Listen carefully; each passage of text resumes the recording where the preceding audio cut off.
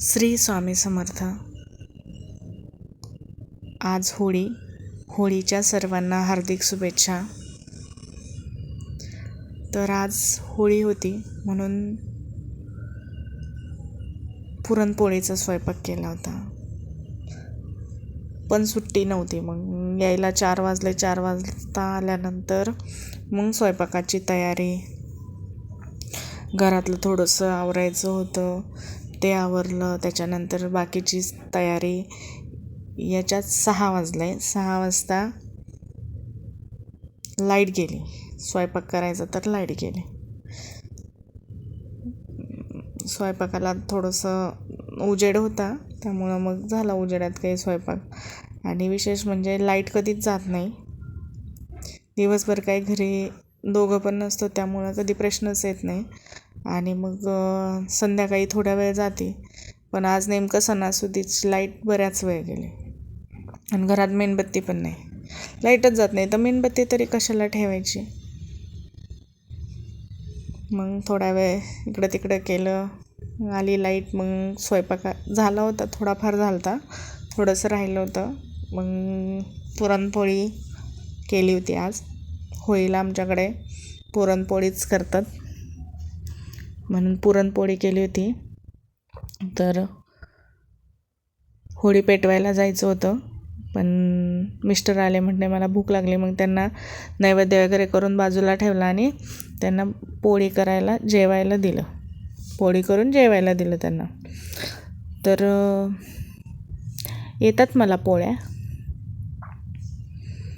आधी येत नव्हत्या, नंतर हळूहळू आपण शिकतो.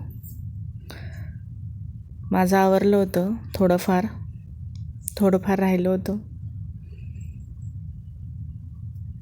लाईट गेली होती तेव्हा मी माझं आवरून घेतलं आणि मग बाकीचं स्वयंपाकाचं आवरायला घेतलं.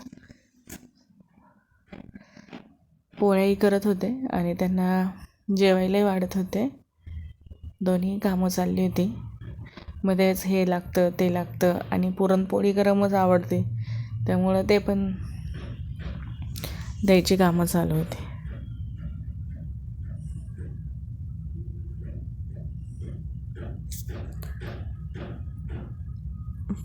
खाली काय होळीला काय घेऊन जायचं होतं, ती तयारी मी आधीच करून ठेवली होती.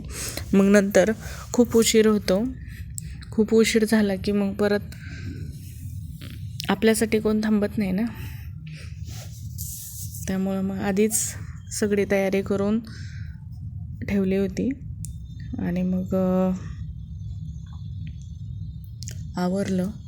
पोळ्या झाल्या, यांचं जेवण चालू होतं. 8:30 वाजले होते. मग खाली जायला निघले.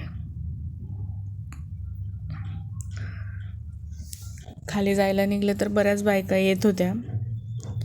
कारण घरातली कामं, मुलांचं आवरायचं, स्वयंपाक, जेवणाची वेळ, त्यामुळं आता प्रत्येकाला येत होतं. ते 8 ते 8:30चा टायमिंग दिला होता. खाली गेलो तर खाली मुलींनी वगैरे तयारी करून ठेवली होती. जेंट्स वगैरे आहेत, त्यांनी तयारी करून ठेवली होती. होळी फक्त पेटवायची राहिली होती, पण बायकांची वाट पाहत होते सगळेच.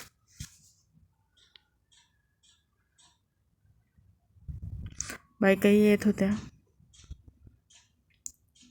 नंतर बायका आल्यानंतर मग होळी पेटवली. सगळेच जण आले होते खाली, जेंट्स, लेडीज, खूप जण जमले होते. त्यामध्येच मुलांचा दंगा. मग बरेच जण आल्यानंतर जेंट्सनी होळी पेटवली.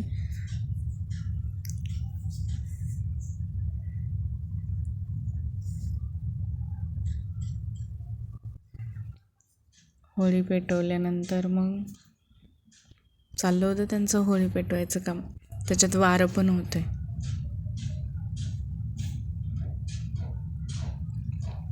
होळी पेटवली.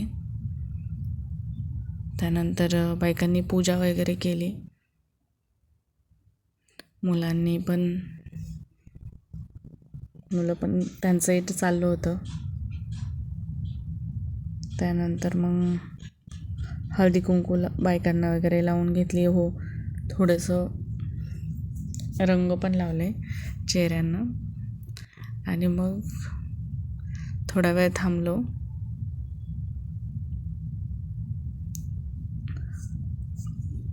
आणि मग घरी जायला निघलो.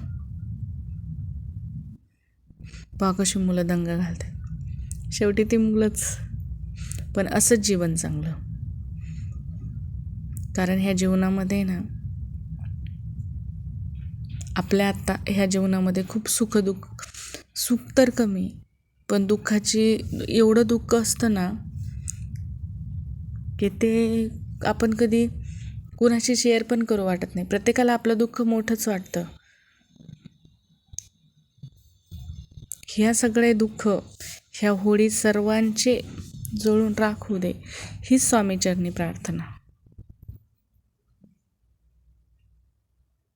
ज्या बायका नंतर आल्या होत्या त्या पूजा करत होत्या.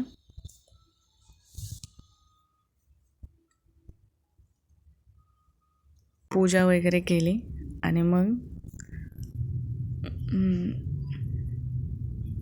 पूजा झाली, मग जायला निघलो. वर गेल्यानंतर शेजारच्यांबरोबर फोटो काढले. त्यांचाही छोटा मुलगा आहे, त्यालाही घेतलं, पण त्याचा फोटो नाही टाकला कारण तो लहान आहे अजून.